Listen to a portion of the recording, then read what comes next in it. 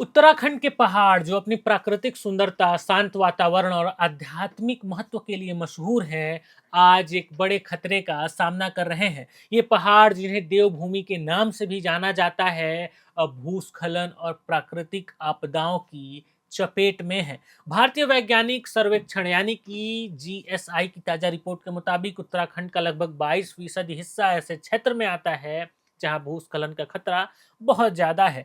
इन क्षेत्रों में चमोली, रुद्रप्रयाग, टिहरी और उत्तरकाशी जैसे जिले शामिल हैं, जहां करीब 15 लाख लोग रहते हैं। यहां हर साल नई दरारें, टूटी सड़कें और उफनती नदियां आपदा की आहट देती रहती हैं। रिपोर्ट के अनुसार उत्तराखंड का 32% हिस्सा मध्यम खतरे वाले क्षेत्र में और 46% हिस्सा कम खतरे वाले क्षेत्र में आता है।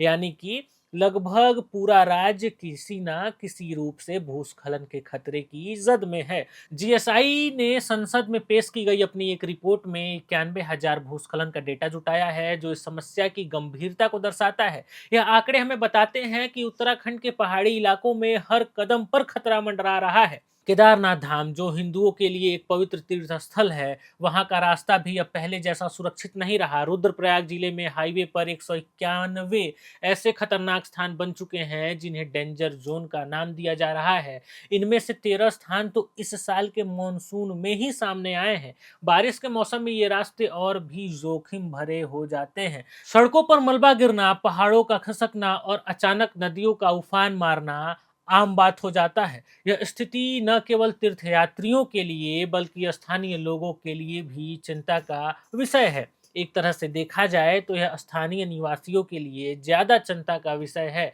वैसे भी इस साल के मानसून ने उत्तराखंड में भारी तबाही मचाई है। राज्य को 3,000 करोड़ रुपए से ज्यादा नुकसान हुआ है। 120 से ज्यादा लोगों की जान गई है और 150 लोग लापता हो गए हैं। इसके अलावा 5,000 से अधिक घर क्षतिग्रस्त हो चुके हैं। चमोली, उत्तरकाशी और देहरादून जैसे जिलों में बादल फटने की घटनाएं और भूस्खलन ने लोगों का जीना मुहाल कर दिया है।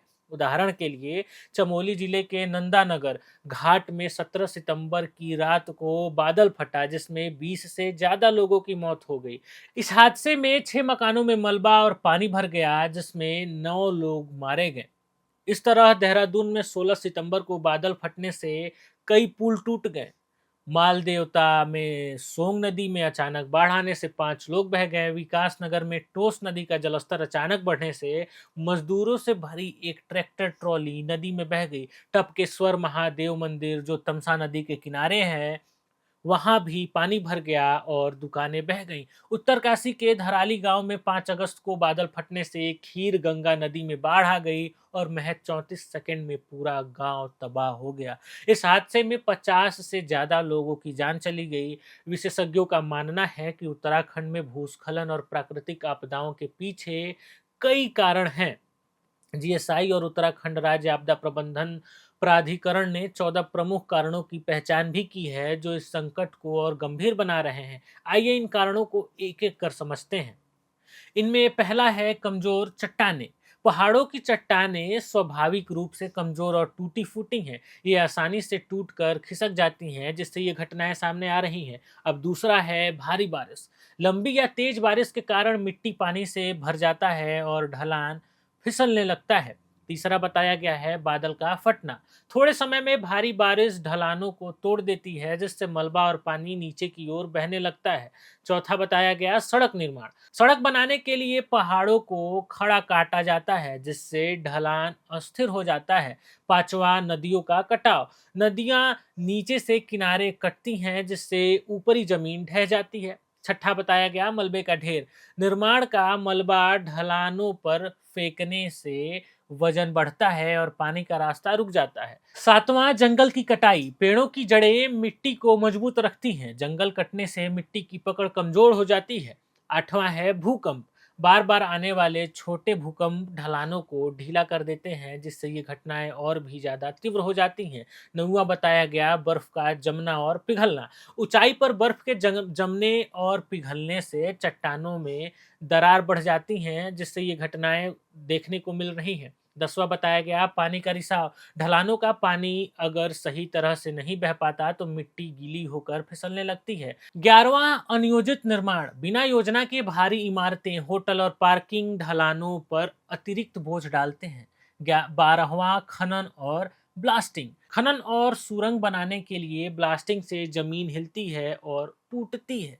13वां बताया गया जल विद्युत परियोजनाएं।